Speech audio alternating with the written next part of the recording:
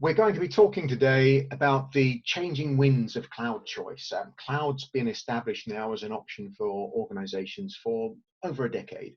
And we recently ran a survey asking people what their experiences were, what they were looking for, how they actually think about cloud in the use in their organizations, and has that changed over time?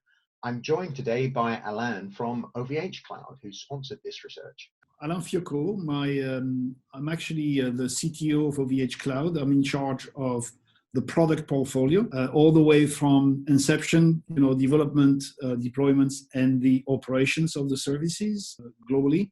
As you probably know, OVHcloud is actually a European-based company, born and raised in Europe, and with a global presence all over the world, North America, Asia-Pac, as well as Europe, which is our main market.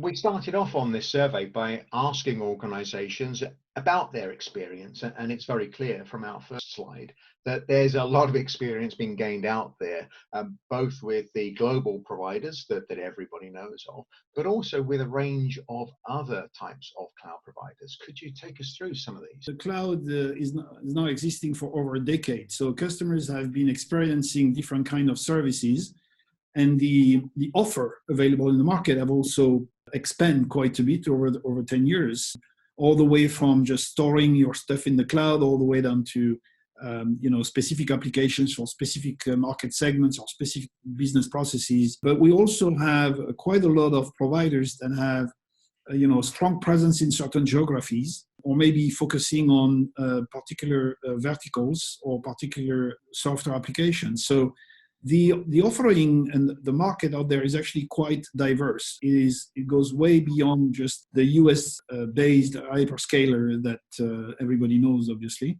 There is a much broader offering available.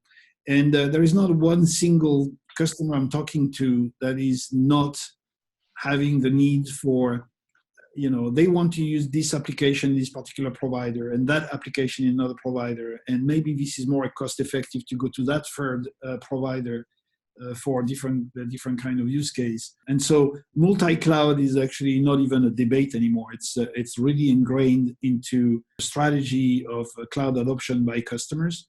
That diversification is actually quite important for a variety of reasons, geographical coverage, specific use cases, best of breed in certain areas, but all of that has to work together.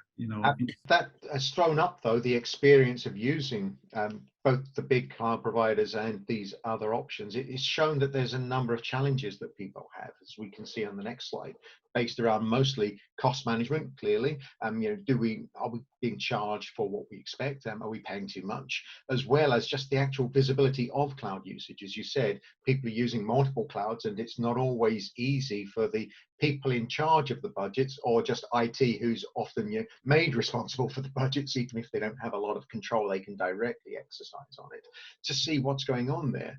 And then there are the two absolutes, and one of which is the contract terms. And we certainly hear lots of people always, it doesn't matter whether it's cloud or any other form of contract, people always want to talk about contract terms and do they really work for us. But the big one, of course, is does this service actually fit with what we need as a business? And that's something that maybe with the big US cloud providers has been more difficult to come up with something that fits exactly to what a company needs, if it's just slightly off that model that those big cloud providers are delivering. Is that what you're seeing? Why people are coming to you? Yeah, indeed. So clearly cost management is a constant, right? You also have to understand that cloud has been, at least the last few years, have been very much, there is a lot of shadow IT going on with cloud, because this is just so simple to actually, swipe your credit card and then start to consume things. So there's been quite a bit of that. I don't like to call it shadow IT, because actually this is not shadow at all. Sometimes it's just business aligned, right? You have more and more the line of businesses that want to have specific needs, and want those specific needs to be addressed and addressed quickly. And we all know that sometimes the central IT department love to specify and govern consumptions, and this for the right reasons, by the way. But there is always a tension between the business that want to move quickly versus the internal IT that want to move carefully, right? And that tension is actually creating a need for easy consumption of services. At the same time, as you said, controlling costs is very important, because this is sometimes so easy to consume by the DevOps community that sometimes costs can get out of control very quickly, or you may have duplicates of services, or you may have surprises at the end of the month, because the visibility is not always, the visibility on the bill is actually not always that transparent. Yeah.